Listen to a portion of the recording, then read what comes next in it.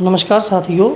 मौर्य साम्राज्य के अंतर्गत हम लोगों ने अशोक के बारे में पढ़ा था, जिनमें उनके अभिलेख, शिलालेख और साथियों बौद्ध धर्म और अशोक के धम्म के बारे में भी पढ़ा था कि क्या संबंध था। अशोक के धम्म के बारे में भी पढ़ा था। आज साथियों अशोक के परिवार के बारे में समझ लेते हैं कि कहाँ से जानकारी मिलती है, और अशोक के जो उत्तराधिकारी हुए, ठीक है, उनको भी देख लेते हैं। अशोक का परिवार। महावंश के अनुसार जो असंघमित्रा थी वह प्रधान महिषी थी और अशोक की पटरानी थी, ठीक है। प्रधान महिषी और अशोक की पटरानी थी असंघमित्रा। दिव्यावदान के अनुसार इसकी मृत्यु के बाद तिक्षय रक्षिता पटरानी बनी, ठीक है। असंघमित्रा जो हैं वह महावंश के अनुसार हैं दोस्तों अशोक की पटरानी, ठीक है।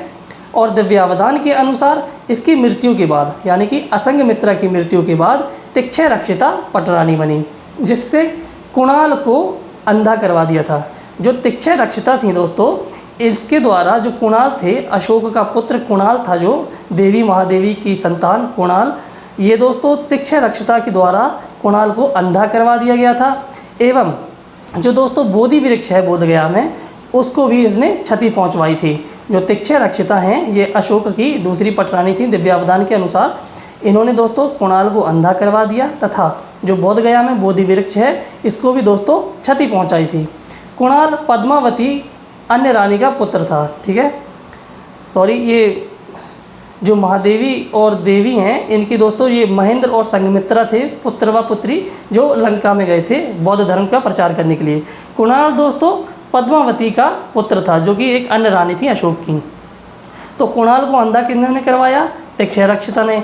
और जो बोधि वृक्ष है उसे क्षति किसने पहुंचाई? ये भी तिक्षय रक्षिता ने पहुंचाई थी। कुणाल का प्रारंभिक नाम धर्म विवर्धन था। कुणाल दोस्तों अशोक और पद्मावती का पुत्र था, ठीक है, जो कि कुणाल का प्रारंभिक नाम धर्म विवर्धन था। अशोक के अभिलेखों में सिर्फ उसकी एक रानी, जो अशोक के अभिलेख मिले हुए हैं उसमें सिर्फ और सिर्फ एक ही रानी का नाम मिलता है, जो कि कारुवाकी है। और दोस्तों उसके जो पुत्र है वह तीवर भी दोस्तों एक ही नाम अभिलेखों में मिलता है, ठीक है।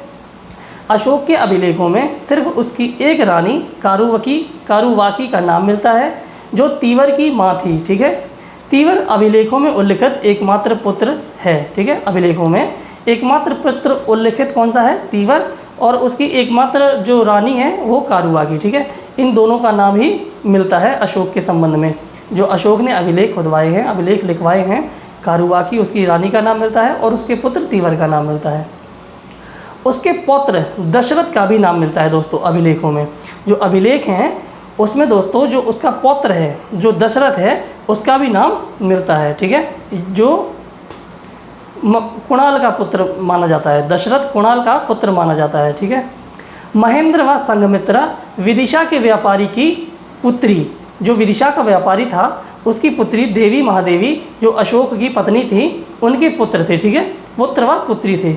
संघमित्रा और महेंद्र, जो महेंद्र और संघमित्रा हैं, ये अशोक के पुत्र व पुत्री थे, जो कि दोस्तों विदिशा के व्यापारी की पुत्री के पुत्र और पुत्र थे, यानी कि देवी महादेवी के, देवी कहें या फिर महादेवी कहें, इनके पुत्र व पुत्री थे, जिन्हें अशोक ने लंका धर्म प्रचार हेतु भेजा था। वह जहां इन्होंने थेरवादी या फिर स्थावरवादी बौद्ध धर्म का प्रचार किया था। जब ये दोस्तों श्रीलंका गए थे महेंद्र व संघमित्रा, अशोक के पुत्र व पुत्री, तो इन्होंने दोस्तों बौद्ध धर्म में थेरवादी और स्थावरवादी बौद्ध धर्म का प्रचार किया था। अशोक का समकालीन जो लंका नरेश था वह देवानाम्पीय तिस्स था, ठीक है। देवानाम्पीय तिस्स, इसने भी दोस्तों अशोक की भांति अपने आप को देवानाम्पीय कहा है, ठीक है। जिसने अशोक के दरबार में अरिट्ठा, जो इसका दोस्तों भतीजा था, देवानाम्पीय तिस्स जो लंका नरेश था अशोक का समकालीन, इसने अशोक के दरबार में अरिट्ठा, जो कि इसका भतीजा था, इसको दूत के रूप में भेजा था। ये दोस्तों हो गया अशोक का परिवार, ठीक है। परिवार के संबंध में जानकारी हो गई, इतनी ही दोस्तों मिलती है।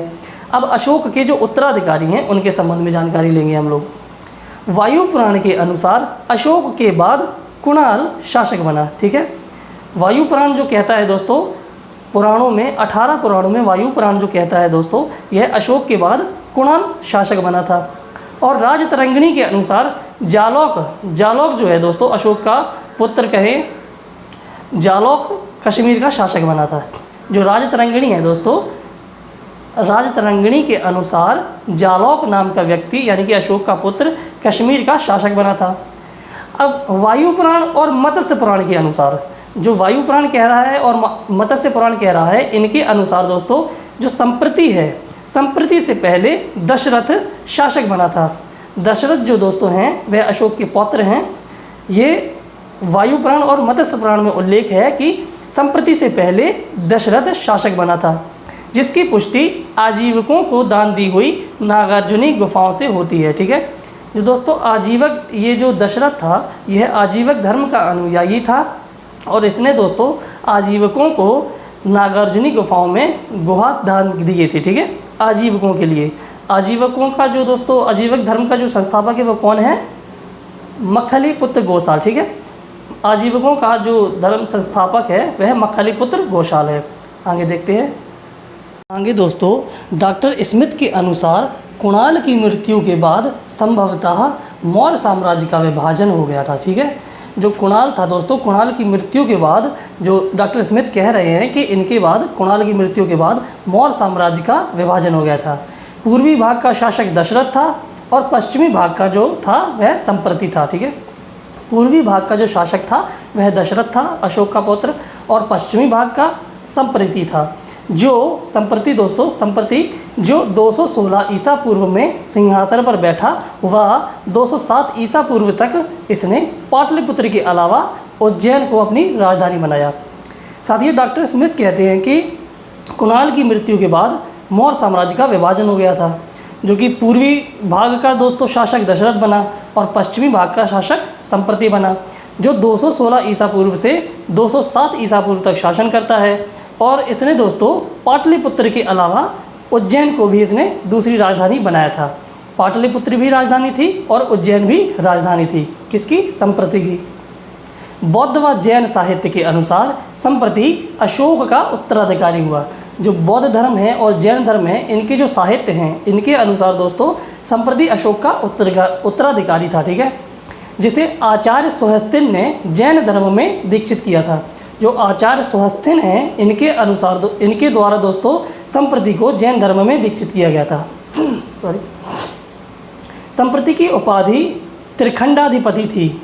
जो संप्रति की उपाधि थी वह त्रिखंडाधिपति थी। ठीक है, इसके बाद बने शासक शालीशुक। जो संप्रति है इसके बाद जो बना था दोस्तों शासक, वह शालीशुक था, जिसको गार्गी संहिता में दुष्ट आत्मा कहा गया है। जो गार्गी संहिता है, याज्ञवल्क्य की गार्गी संहिता में शालीशुक को दुष्टात्मा कहा गया है।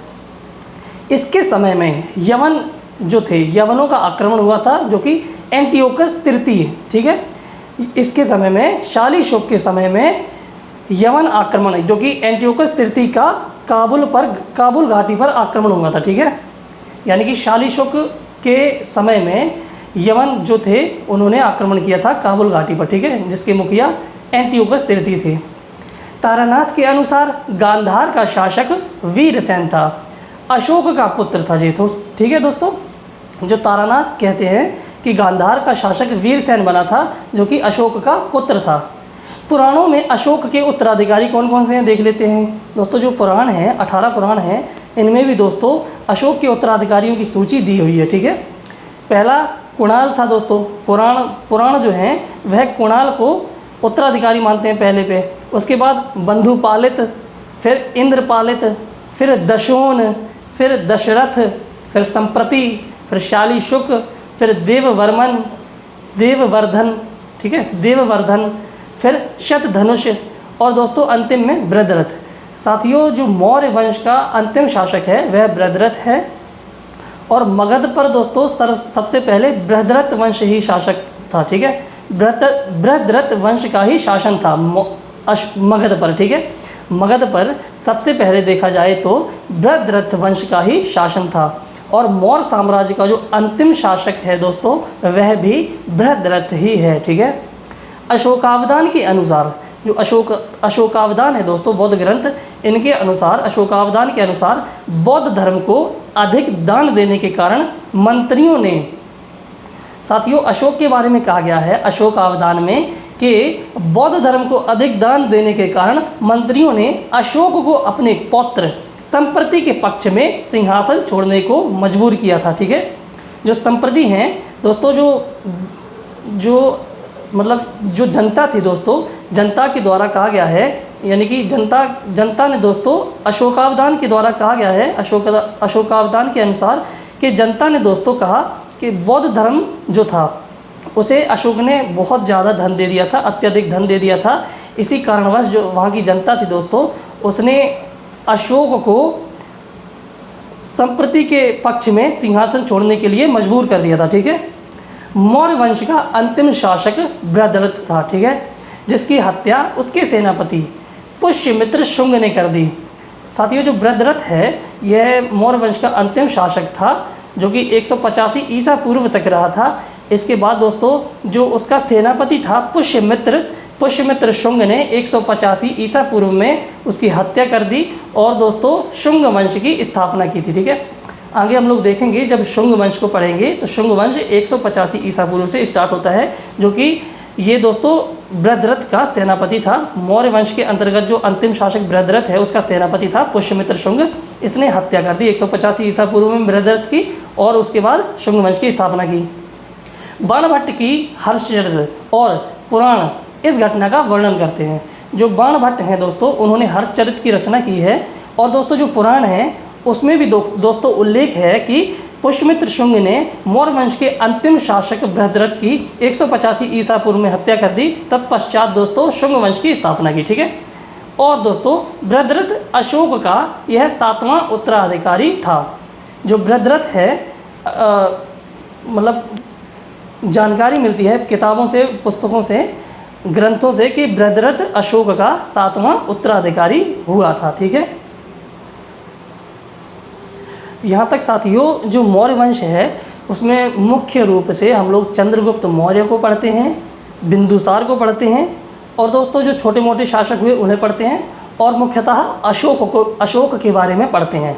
इसके बाद दोस्तों जो उत्तराधिकारी हुए उनके बारे में अधिक जानकारी नहीं है, बस थोड़ी बहुत ही है। जैसे दशरथ के बारे में है दोस्तों, जैसे नागार्जुनी गुफाओं में इसने आजीविकों को गुहादान किया था। ठीक है, और अशोक के द्वारा भी दोस्तों गुहादान दिए गए थे, जैसे कर्ण चौपर। ठीक है, तो दोस्तों ये 3 शासकों के बारे में ही मुख्यतः पढ़ा जाता है, जो कि हम लोग पढ़ चुके हैं। अब साथियों हम लोग मौर्य वंश के साम्राज्य प्रशासन के बारे में जानकारी लेंगे कि मौर्य साम्राज्य के अंतर्गत प्रशासन किस प्रकार से चलता था। ठीक है, आज के लिए इतना ही। अब देखते हैं कल में मौर्य साम्राज्य को जो प्रशासन था। ठीक है, मौर्य साम्राज्य के अंतर्गत जो प्रशासन था उसे देखेंगे। ठीक है।